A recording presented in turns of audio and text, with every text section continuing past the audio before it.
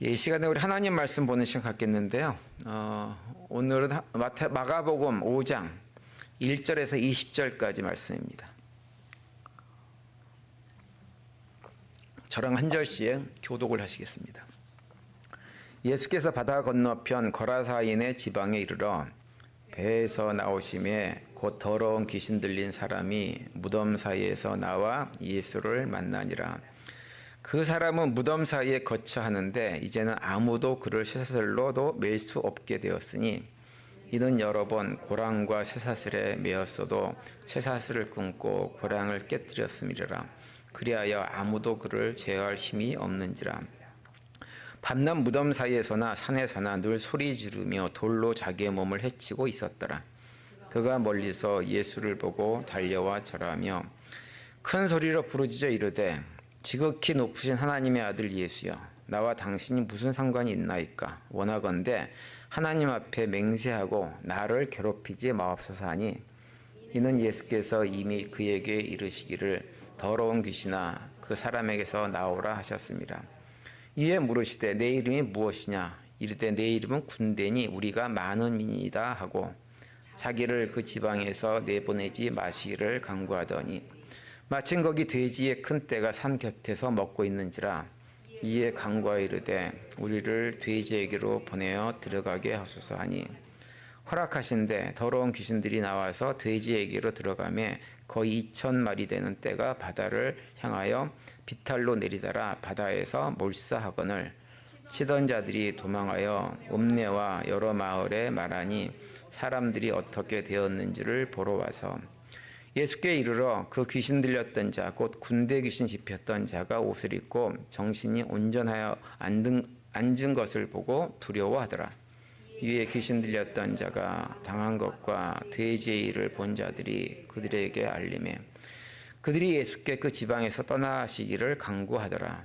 예수께서 배에 오르실 때 귀신 들렸던 사람이 함께 있기를 간구하였으나 허락하지 아니하시고 그에게 이르시되 집으로 돌아가 주께서 내게 어떻게 큰 일을 행하사 너를 불쌍히 여기신 것을 내 가족에게 알리라 하시니 그가 가서 예수께서 자기에게 어떻게 큰 일을 행하셨는지를 데가볼리에 전파하니 모든 사람이 놀랍게 여기더라. 아멘. 예, 오늘의 이 말씀을 중심으로 절망을 넘어 회복과 사명으로 라는 제목으로 함께 말씀을 나누겠습니다. 우리가 이제 삶을 살아가다 보면 이제 우리의 삶을 뭐 다양하게 이렇게 저렇게 규정할 수가 있지만 그 가운데 하나가 뭐냐면 우리 인생은 해서는 안 되는 줄을 뻔히 알면서도 해버리는 것이 참으로 많은 인생이다 이렇게 규정할 수 있습니다. 그래서 예전에 유행했던 그 유행가 중에 실제로 그런 가사가 있었죠. 기억나세요? 안 되는 줄 알면서 왜 그랬을까? 그 유행가가 있습니다. 그러면서 끝에 가면은 이제는 후회해도 소용이 없네 라고 하는 거죠. 그 노래가 사람들에게 굉장히 많이 유행을 했었는데요. 그 노래가 많이 유행하고 공감을 많이 받았던 이유는 뭐냐 하면 우리가 살아가면서 그런 경험들을 많이 하고 살기 때문에 그런 것입니다. 하지 말아야지. 이제는 끊어야지. 다시는 빠지지 말아야지 다짐은 하면서도 어느 순간 똑같은 실수와 잘못을 반복하는 것이 우리들의 모습이에요. 그래서 우리가 그런 걸 경험하면서 생각하는 것이 뭐냐면 우리는 내 마음도 내가 마음대로 할 수 없는 그런 존재구나라고 하는 것을 고백하게 되어지죠. 그래서 겉으로 볼 때는 멀쩡하게 살아가는 것 같아요. 그런데 우리 속을 보면 누구에게도 말하지 못하고 혼자 괴로워하는 어떤 상처, 또 어떤 중독의 문제, 반복된 죄의 습관들이 우리에게 알게 모르게 자리 잡고 있습니다. 스스로 끊어내고 싶은 마음이 많이 있어요. 근데 그게 잘 되지 않아요. 근데 어느새 오히려 거기에 물들어가지고는 계속 그리 살아가면서 삶이 무너지는 경험을 하는 경우도 굉장히 많이 있죠. 그런 경험을 유명하고 우리가 너무나 잘 아는 사도 바울도 똑같은 경험을 했어요. 그래서 그런 고백을 합니다. 로마서 10장에서 어떤 고백을 하나요? 오호라 나는 공고한 사람이로다. 이 사망의 몸에서 누가 나를 좀 건져내라. 이런 탄식을 하는 것을 볼 수가 있어요. 근데 그 사도 바울의 탄식은 사도 바울 개인의 탄식으로 끝나는 것이 아니라 우리의 모습을 그대로 보여주는 거예요. 그리고 오늘 본문에도 보면 그런 사람을 우리에게 또 소개해주고 있습니다. 오늘 우리가 읽은 본문에 보면 무덤 사이에서 살아가던 한 사람의 얘기가 기록되어 있는데요.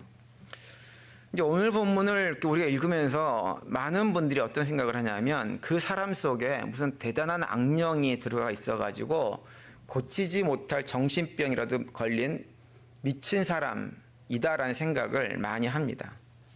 그런데 오늘 본문에 나온 이 사람은 그냥 아주 극단적인 정신병에 든 사람이 아니고 지극히 평범한 우리들의 얘기를 지금 하고 있는 거예요. 오늘 본문에 나오는 사람의 특징 가운데 하나가 뭐냐면 사람들이 그를 제어하지 못했다고 하는 거예요. 4절을 보시면 함께 봉독하겠습니다. 시작. 이는 여러 번 고랑과 쇠사슬에 매였어도 쇠사슬을 끊고 고랑을 깨뜨렸음이라. 그리하여 아무도 그를 제어할 힘이 없는지라. 이렇게 말씀을 하고 있어요.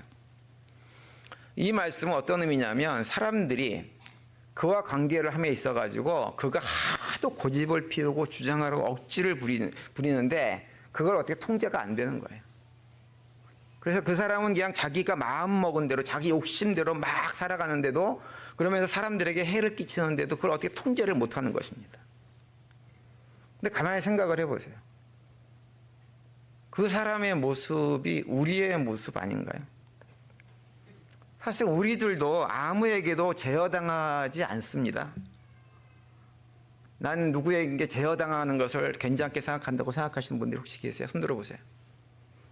아무도 누가 통제하고 나를 제어하기를 원하지 않아요. 그래서 얼마나 고집이 센지 모릅니다. 그래서 출애굽기에 보면 하나님께서 이스라엘 백성들을 뭐라고 얘기하냐면 우리들에 대해서 목이 곧은 백성이다. 이렇게 얘기를 하고 계세요. 실제로 보면 우리가 어떤 회의를 한다든지 모임을 했을 때 내 의견이나 생각이 꺾이는 경험을 하면 꼭 마치 지구가 내일 멸망할 것처럼 생각하는 생각을 할 때가 많이 있어요. 그래서 절대로 내 의견이나 생각이 꺾이면 안 돼요. 끝까지 내 생각, 주장의 고집이 관철돼야 됩니다. 관철되지 않으면 끝까지 포기하지 않아요. 그게 우리의 모습이에요. 누구나 할 거 없이. 심지어는 하나님의 말씀조차도 받아들이고 순종하기보다는 그걸 거부하죠. 그러면서 끝까지 내 길을 가겠다고 고집하는 것이 우리들의 모습, 사람의 모습이에요. 근데 이제 문제는 그렇게 자기를 끝까지 고집하면서 살아가면 그러면서 내 고집 때문에 주변 사람들이 힘들게 하고 어렵게 하면서 살아가면 본인 스스로만큼은 굉장히 즐겁고 행복하고 만족스러워야 되는데 문제는 그렇지가 않다고 하는 거예요. 사람들 앞에서는 폼을 좀 잡아보지만 실상은 삶이 재미도 없고 사는 맛도 안 나고 그 마음속에 공허함과 외로움과 불안감과 이런 것들을 가지고 왜 사는지 모르겠다 이런 탄식을 할 때가 많이 있는 것입니다. 그래서 오늘 본문에 보면 그런 모습을 어떻게 표현하냐면 무덤 사이에 사는 것으로 묘사를 하고 있는 거예요. 오늘 본문 1절과 2절을 보시면 함께 봉독하겠습니다. 시작. 예수께서 바다 건너편 거라사인의 지방에 이르러 배에서 나오심에 곧 더러운 귀신 들린 사람이 무덤 사이에서 나와 예수를 만나니라. 이렇게 말씀을 합니다. 귀신 들린 사람이 무덤 사이에서 살다가 예수님을 만났다라고 말씀을 하고 있어요. 무덤이라고 하는 곳은 죽은 자들이 머무는 장소입니다. 그래서 무덤 사이에 살았다고 하는 것은 그 사람이 살아는 있지만 죽은 자처럼 삶을 살고 있었다고 하는 것을 보여주는 거예요. 자신의 삶을 건강하게 세우지 못하고 자신의 삶을 스스로 파괴하면서 죽은 자처럼 사는 거죠. 그래서 오늘 본문 5절에 또 보시면 이렇게 말씀을 하고 있어요. 5절 함께 봉독하겠습니다. 시작. 밤낮 무덤 사이에서나 산에서나 늘 소리 지르며 돌로 자기의 몸을 해치고 있었더라. 이렇게 말씀합니다. 돌로 자기의 몸을 해치고 있다고 하는 것은 뭐냐면 자기 파괴적인 삶을 살고 있었다고 하는 거예요. 삶을 살아갈수록 내 삶을 더욱더 건강하게 만들고 행복해지고 즐거워지고 의미 있고 보람 있는 이런 삶을 살아야 되는데 살아갈수록 그렇지가 않고 오히려 내 삶을 내 스스로 망치는, 파괴하는 삶을 살아가는 거죠. 근데 그게 자기 마음대로 안 돼요. 내 의지대로 내가 바른 삶을 살아야지 하는데 그게 안 되는 거예요. 그래서 늘 어리석은 선택과 결정을 하면서 스스로 망하는 길로 반복해서 걸어가고 있는 거예요. 아무런 소망도 없는 삶을 사는 거죠. 근데 사실 우리가 주변을 돌아보면, 또 나 자신을 돌아보면 우린 누구나 다 이 사람처럼 살아가는 모습이 너무 많습니다. 그래서 우리가 흔히 하는 얘기 중에 하나가 뭐냐면 죽지 못해서 살아, 이렇게 얘기하죠. 죽지 못해서. 사는 게 사는 것 같지 않다고 하는 거예요. 그 오늘 본문은 그런 우리와 같은 귀신 들린 사람으로 묘사되어지는 그 사람을 예수님께서 직접 찾아오시는 것으로 본문이 시작되어집니다. 오늘 본문 1절을 함께 봉독하겠습니다. 시작. 예수께서 바다 건너편 거라사인의 지방에 이르러, 이렇게 말씀을 시작하고 있어요. 여기서 말하는 거라사인의 지방이라고 하는 것은 어디냐면 요단강 동쪽 지역을 말하는 거예요. 동쪽 지역을. 그 지역을 오늘 보면 20절에 잠깐 언급됐는데 그 지역을 다른 말로 얘기하면 데가볼리 지역이다, 이렇게도 얘기합니다. 데가볼리라고 하는 말은 10개의 성읍이라고 하는 말이에요. 10개의 성읍이 어떤 도시들이 있었냐면 헬라식 문명을 가진 도시들이 그 지역에 있었어요. 그것을 다른 말로 거라사인의 지방이다, 이렇게도 얘기합니다. 근데 그 지역은 헬라 문명을 가진 도시들이 있었기 때문에 헬라 문화가 강하고 당연하게 유대인이 아닌 이방인들이 주로 많이 사는 도시들, 지역들이었습니다. 그래서 그 지역에 사는 사람들은 어떤 사람들이냐면 하나님과 전혀 상관이 없는 사람들이고 철저하게 세상적인 어떤 문화나 가치관을 가지고 자기 인간적인 개인적인 욕망을 어떻게 쓰든지 성취하려고 하는데 안간힘을 쓰면서 살아가는 사람들이 그 땅에 많이 있었다고 하는 거예요. 당연히 유대인들은 그들과 거의 상종을 하지 않고 그 지역에 가려고도 잘 하지 않은 지역이에요. 그런데 예수님께서 유대 땅을 떠나가지고 그 이방인들이 사는 지역으로 발걸음을 옮기신 겁니다. 왜 예수님께서 그 지역으로 발걸음을 옮기셨을까요?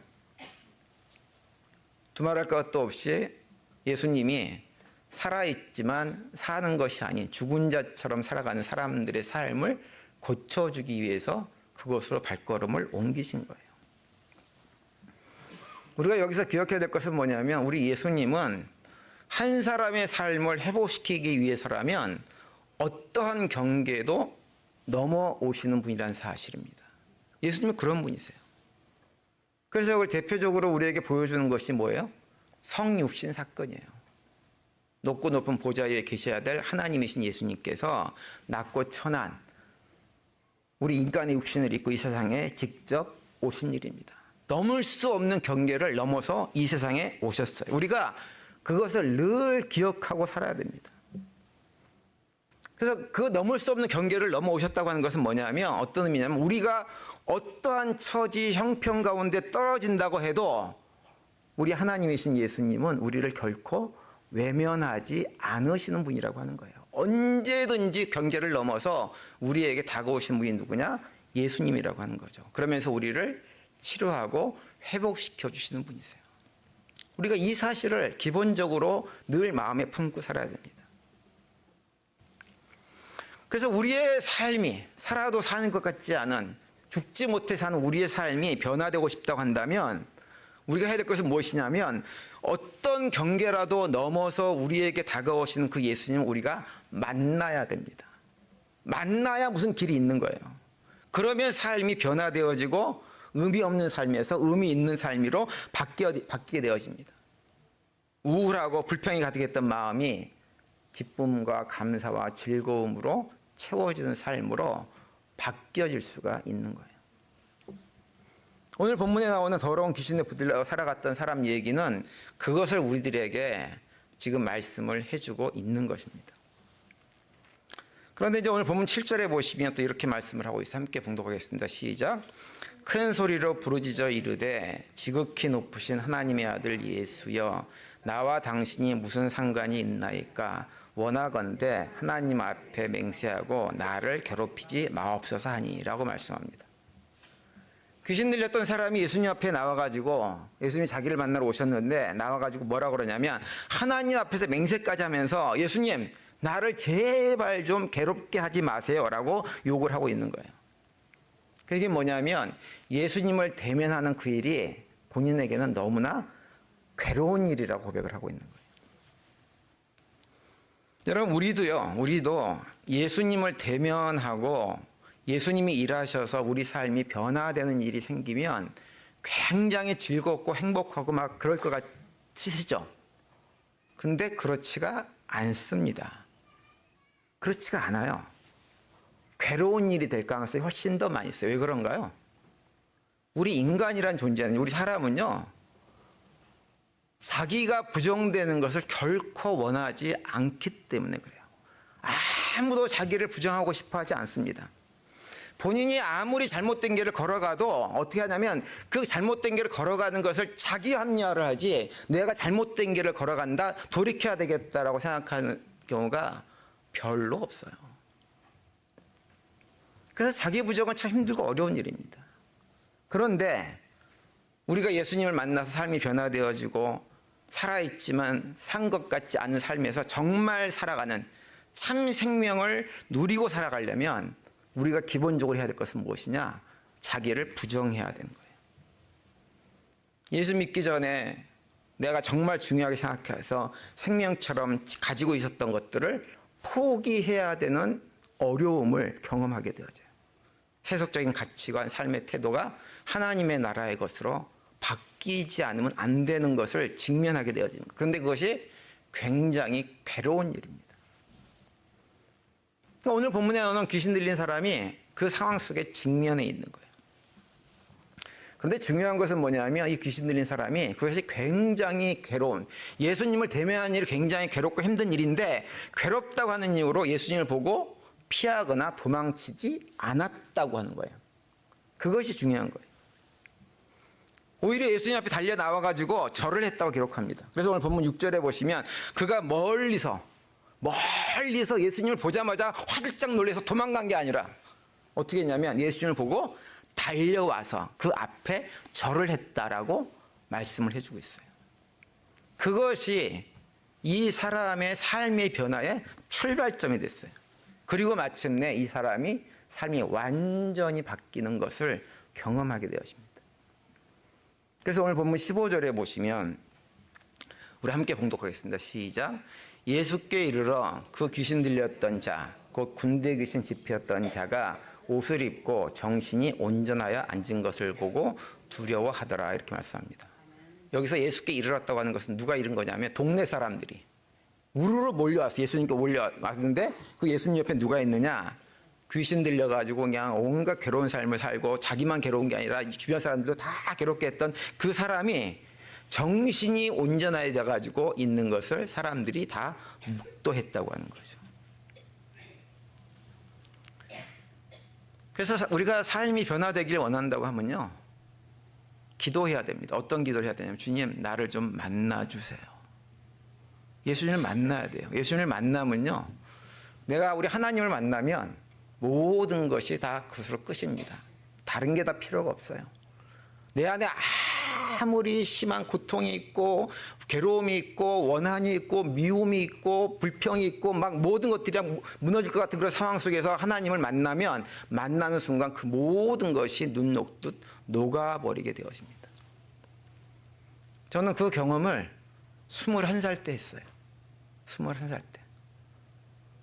10살 조금 넘어서부터 저희 아버님을 원수처럼 미워하면서 컸어요. 청소년기를 그렇게 컸어요.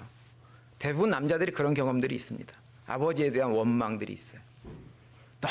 너무너무 미워서 나중에는 그 미움이 너무너무 커가지고 주체를 하지 못하고 있을 때 하나님이 저를 찾아오셨어요. 그래서 그 모든 것들을 다 눈 녹듯 녹게 만들어준 경험이 제가 있습니다. 그때 만났던 하나님을 지금까지 붙들고 있어요. 하나님은 한 번만 만나면 돼요. 두 번씩 만날 필요가 별로 없어요. 한 번 만나면 그것이 모든 것을 해결합니다. 우리 교회 성도님들도 하나님을 만나시기 바랍니다. 예수님을 만나시기 바랍니다. 그러면 문제가 해결되어집니다. 그런데 이제 오늘 본문에서 귀신 들린 사람이 정신이 온전하게 된 것은 단순하게 그 사람의 문제만 해결된 것이 아니에요.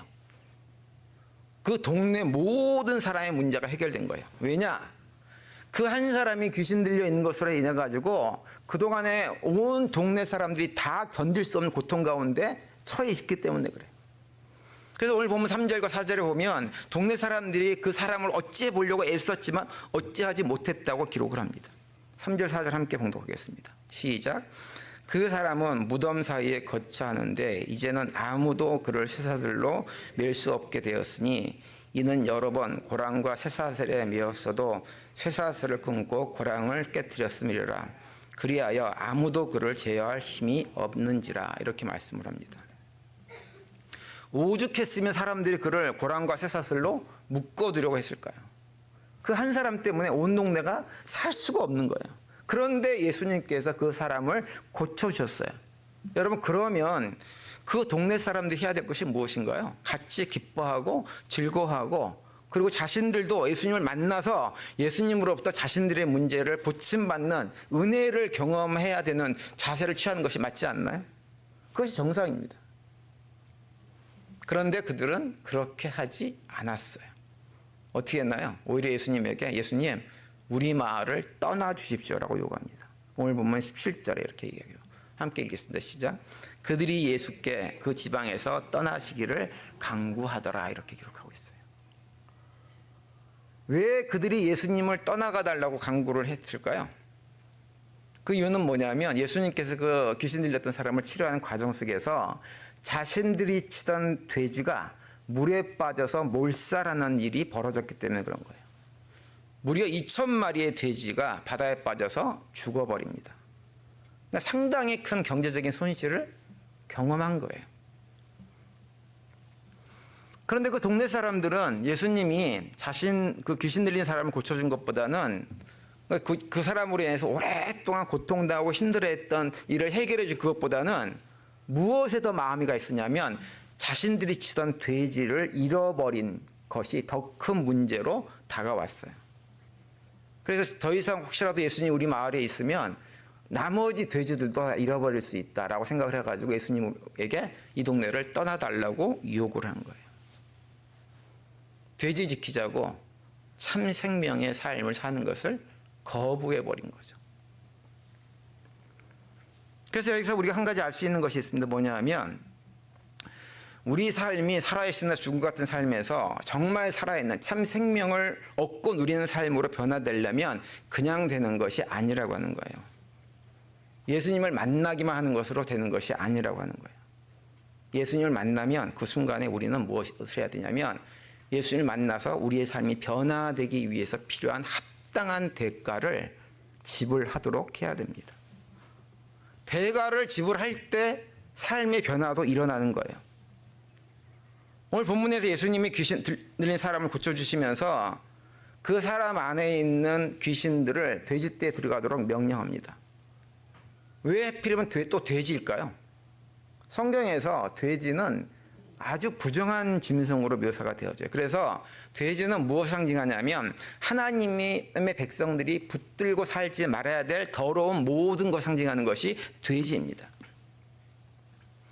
그래서 2,000마리의 돼지 때는 그 귀신 들렸던 사람이 그 삶 속에서 얼마나 하나님께서 원하지 않는 잘못된 부정한 것들을 많이 가지고 있었는지를 우리에게 보여주는 거예요. 2,000마리의 돼지가 죽지 않으면 안 될 만큼 그 사람에게는 더러움이 가득했다고 하는 거예요.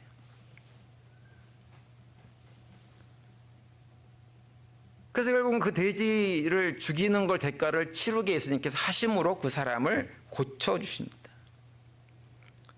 우리가 잘못 오해를 하면 대가를 치른다고 하는 표현을 우리가 뭔가 공로를 쌓아야 된다고 생각하지만 그게 그런 의미가 아니에요.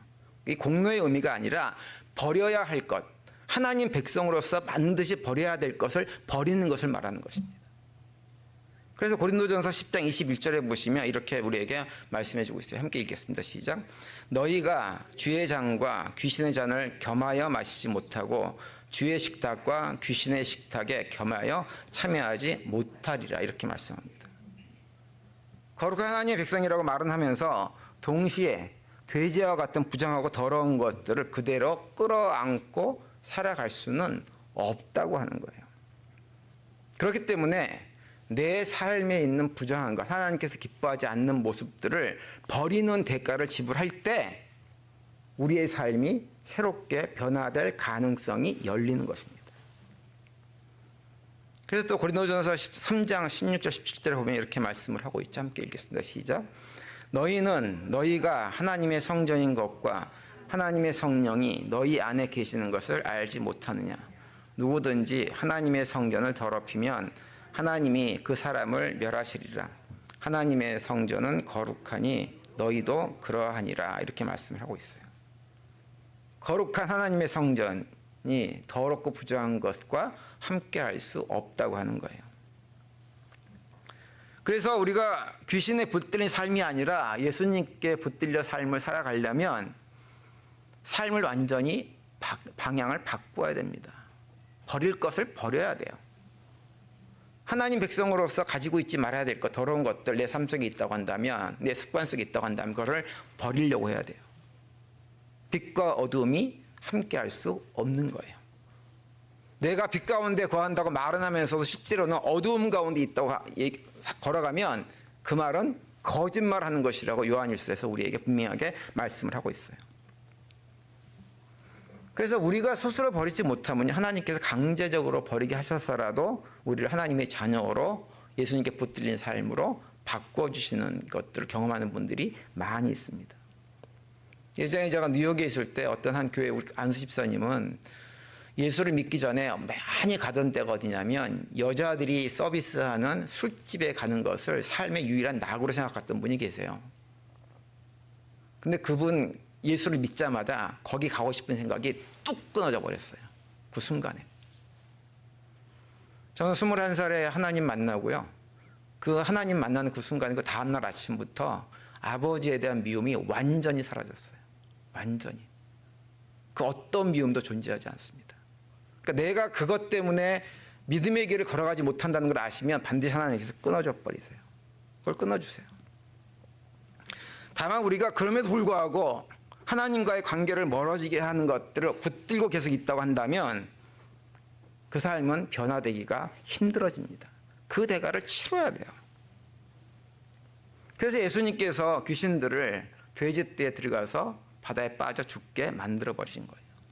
돼지를 버려야 귀신 들린 사람이 치유되어지고 그래야 거라사 지방 사람들도 그동안 스스로 어쩌지 못했던 오랜 고통으로부터 삶이 벗어나는 것을 경험할 수가 있는 거예요. 물론 버리는 거 쉽지 않습니다. 쉽지 않지만 쉽지 않기 때문에 성령 하나님께 매달려 기도하면서 그분의 도우심을 구하면서 버리려고 최선을 다해야 돼요. 그러면 예수님은 우리 삶 속에 정말 하나님과의 관계를 방해해서 내 삶을 지옥으로 만드는 그 문제를 하나님은 반드시 해결을 해주세요. 전 우리 성도님들도 정말 간절히 바라기는 그 믿음과 소망을 가슴에 품고 오늘 본문에 나오는 그 이 귀신 들린 사람처럼 예수님 앞에 나가서 주님을 만나고 삶이 온전하게 회복되어지는 기쁨들을 누리며 살 수 있게 되기를 간절히 바랍니다. 그리고 또 오늘 본문에서 이제 마지막으로 해주신 말씀이 한 가지가 더 있는데요. 그건 뭐냐면 죽은 것 같은 삶의 자리를 벗어나서 예수님께 붙들린 삶을 살아가면서 참 생명을 누리는 사람들에게는 무엇이 있냐면 사명이 있다고 하는 거예요. 오늘 본문에서 귀신에 들렸다가 치료받은 사람은 어떤 태도를 취하냐면 이제 예수님께서 그 지방 사람들에 의해서 그 동네를 떠나려고 하자 예수님에게 요청을 합니다. 예수님, 저도 예수님을 좀 따라가게 해주세요. 이렇게 요청을 해요. 버림받고 소외된 삶을 살았던 그 사람이 예수님의 사랑과 은혜를 경험하고 나니까 예수님을 떠나지 않고 예수님과 계속해서 같이 붙어서 함께하고 싶은 마음이 있는 것은 지극히 당연한 마음이죠. 얼마나 간절했겠어요. 그런데 예수님께서 그 얘기를 듣고 어떻게 하시냐면 따라오는 것을 허락하지 않습니다. 안 돼. 그러면서 하시는 말씀이 뭐냐면 대신 나 따라오지 말고 집으로 가서 너희 가족들에게 하나님께 행하신 놀라운 일을 가족들에게 증거하라. 이렇게 얘기를 합니다. 오늘 보면 19절 함께 봉독하겠습니다. 시작. 허락지 아니하시고 저에게 이르시되 집으로 돌아가 주께서 내게 어떻게 큰 일을 행하사 너를 불쌍히 여기신 것을 내 친속에게 고하라 하신대. 이렇게 말씀을 하세요. 예수님을 따라가는 것도 중요한 거예요. 중요한 삶의 어떤 그 모습이라고 할 수 있죠. 그런데 예수님을 따라가는 것보다 더 중요한 것은 뭐냐면 예수님께서 그에게 맡겨진 사명을 감당하는 거예요. 이것이 예수님께서 그동안에 귀신에 붙들려 가지고 살아있다고 하지만 산 것 같지 않은 죽은 것 같은 삶을 살았던 사람을 찾아가신 보다 궁극적인 이유입니다. 단순하게 그를 치료하고 회복시켜 주가는 것이 목적이 아니라고 하는 거예요. 예수님의 궁극적인 목적은 뭐냐? 그를 또 다른 증인으로 삼기 위해서 그에게 찾아가신 것입니다. 그래서 예수님께서 우리들을 향한 계획은 치료 자체에 있지 않아요. 치료가 돼서 그냥 나 혼자 즐겁고 신나고 재미있게 사는 것이 있지 않는 거예요. 우리가 해야 될 것은 무엇이냐? 그런 치료를 경험했으면, 회복을 경험했으면 그 하나님의 사랑과 은혜, 치료의 역사를 경험하지 못하고 살아가는 사람들에게 그것을 증언하는 삶을 사는 것이 우리에게 주어진 사명인 거예요. 그것이 궁극적인 하나님의 목적이에요. 그래서 치유받은 사람이 예수님 말씀에 순종해가지고 어떻게 하냐면 집으로 돌아가서 예수님이 자기에게 행한 모든 것들을 증언합니다. 과거에는 귀신에게 붙들린 삶을 살았던 사람이 예수님께 붙들려서 복음의 증인으로 완전히 다른 삶을 살게 된 거예요. 그리고 그의 간증과 증언이 그 이방인의 땅에 굉장히 효과적으로 사람의 마음을 여는 가교 역할을 했어요. 그래서 나중에 이제 마가복음 7장 이후에 보면 예수님께서 다시 거라사인 지방으로 방문을 하셨는데 그때 수많은 무리가 예수님 앞에 나오는 일들이 일어나게 되어집니다. 서두에서 말씀드렸지만 이 마가복음 5장에 있는 말씀은 우리들의 얘기입니다. 귀신 들려가지고 완전히 미친 정신병들은 어떤 한 사람의 얘기가 아니라 바로 우리들의 얘기예요. 우리들의 삶도 똑같이 무덤 가운데 사는 것 같은 때가 있습니다. 살아간다고 하지만 사는 것이 아닌 죽지 못해 사는 그런 삶을 살아가잖아요. 내 마음과 내 몸인데 내 마음과 내 몸을 내가 마음대로 하지 못하는 거예요. 뿌리 깊은 죄의 쓴뿌리들이, 상처들이, 아픔들이 있어가지고 거기에 질질 끌려다니는 삶을 우리 모두가 살아갑니다. 마치 오늘 본문에 나오는 광인처럼. 근데 우리가 그때 잊지 말아야 될 것은 무엇이냐? 우리가 어떠한 자리에 있어도 예수님은 지금도 경계를 넘어서 우리에게 다가오고 계시는 분이라는 사실을 잊지 말아야 됩니다. 그리고 그 다가오신 예수님 우리가 대면하면, 만나면 우리가 아무리 깊은 어둠 가운데 처해 있다고 해도 다시 빛 가운데로 나올 수 있다고 하는 것을 말씀해 주고 있는 거예요. 그리고 그렇게 우리 되었을 때 주님께서 원하시는 건 뭐냐? 다른 것이 아니라 그 놀라운 은혜와 사랑들, 역사들을 증언하는 삶을 살아가는 것입니다.